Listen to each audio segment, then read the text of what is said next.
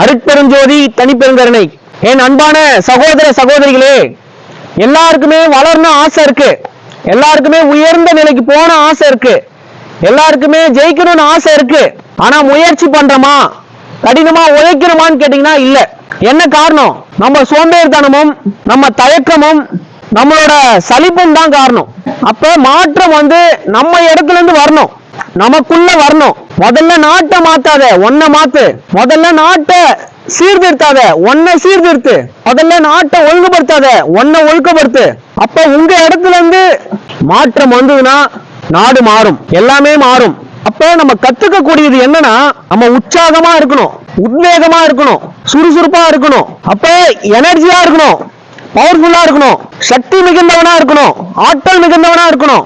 காற்றடித்தா உதிர்கிற உதிரி அல்ல நாம், பலமான காற்று அடித்தாலும் அசையாத இரும்பு. அப்ப நாம எப்படி இருக்கணும்? ஆமை நமக்கு சொல்லி தருது. எல்லாரும் சொல்லுவீங்க, ஆமை புகுந்த வீடு விளங்காது, தர்துரம். சீனாக்காரங்க ஆமையை வச்சு வழிபடுறாங்க, ஆமையை வணங்குறாங்க, ஆமையை தெய்வமா பாக்குறாங்க. ஏன் அந்த நாடு வாழலையா, வளரலையா? ஏன் விளங்காம போயிடுச்சா, இல்ல தொலங்காம போயிடுச்சா? அப்ப ஆமை புகுந்த வீடு விளங்காதுன்னா என்ன? ஆமை இயலாமை, முயலாமை, கல்லாமை, பொறாமை, அறியாமை, இந்த ஆமைகள் புகுந்த வீடு தான் விளங்காது. தர்துரம்னு ஒண்ணு கிடையாது. ஏன்னா தர்துரமாவே நாமளே இருக்கிறோம். முடியாது, விளங்காது, வராது, இப்படி நாமளே நினைச்சா எப்படி நம்ம விளங்குவோம்? எப்படி நம்ம ஜெயிப்போம்? எப்படி நம்ம வாழ்வோம்? அப்ப தர்துரம் நமக்கிட்டே இருக்கு. அப்ப நம்மளை மாத்தணும், நம்மளை சீர்திருத்தணும், நம்மளை ஒழுங்குபடுத்தணும். ஆமை புகுந்த வீடு விளங்காதுன்னா ஏன் மகாவிஷ்ணு அவதாரத்துல கூர்ம அவதாரம் ஒரு அவதாரம் எடுக்கலையா? ஆமா அவதாரம் எடுக்கலையா? தெய்வமா வணங்கலையா, வழிபடலையா? ஆமைக்கு இருக்கிற அறிவு கூட நமக்கு கிடையாதுங்க. ஆமைக்கு திசை அறிவு இருக்கு, உங்களுக்கு தெரியுமா? மெரினா கடற்கரையில இருந்து கன்னியாகுமரி கடற்கரைக்கு போகணும்னா எந்த கடல் திசை அங்க போதோ அந்த திசையோட தன்னை சேர்த்துக்கும், தன்னை இணைச்சிக்கும். அது வேற வழிக்கு போனா அந்த இடத்துல இருந்து விலகிடும். அப்பேற்பட்ட அறிவு கொண்டது ஆமை, திசை அறிவு கொண்டது ஆமை.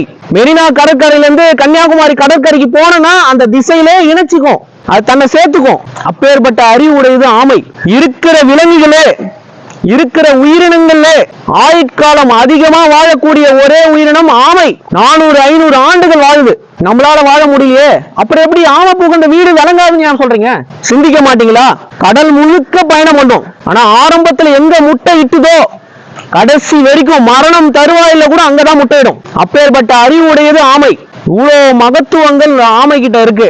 இப்பேற்பட்ட வழிகாட்டிய ஆமைய அறிவாளிகள் எடுத்துப்பாங்க. இப்ப எந்த வீடு விளங்கும்? எவன் வீட்டுல முயலாமை இல்லையோ அவன் வீடு விளங்கும். யார் வீடு விளங்கும்? இயலாமை, கல்லாமை, பொறாமை, அறியாமை, உணராமை, பொய்யாமை இல்லாத வீடு விளங்கும். அப்ப நம்ம மனசுக்குள்ள இருக்கிற தீய பண்புகளை அகற்றுங்க, தீய எண்ணங்களை அகற்றுங்க, தீய ஒழுக்கங்களை அகற்றுங்க, அறியாமையை அகற்றுங்க, இயலாமை அகற்றுங்க, முயலாமை அகற்றுங்க, உணராமை அகற்றுங்க, பொய்யாமை அகற்றுங்க, கல்லாமை அகற்றுங்க. இதையெல்லாம் விலக்கினால் உங்க வீடு, உங்க குடும்பம் வாழ்வது, வளர்வது யாராலும் தடுக்க முடியாது. இத்தனை ஆமைகள் உங்களுக்குள்ள இருந்தா உங்களை யாரும் அழிக்க தேவையில்ல, நீங்களே அழிஞ்சுவீங்க, நீங்களே வீணா போயிடுவீங்க, நீங்களே வழங்க மாட்டீங்க, உங்க குடும்பம் வழங்காது. உங்களுக்குள்ள இருக்கிற அந்த தர்துரங்களை விலக்கி, உங்களை சீர்திருத்தி, உங்களை ஒழுங்குபடுத்தி, உங்களை பக்குவப்படுத்துங்கள். நீங்களும் வாழலாம், உங்க குடும்பமும் வாழலாம், உங்க சந்ததியும் வாழலாம், உங்கள் தலைமுறையும் வாழலாம்.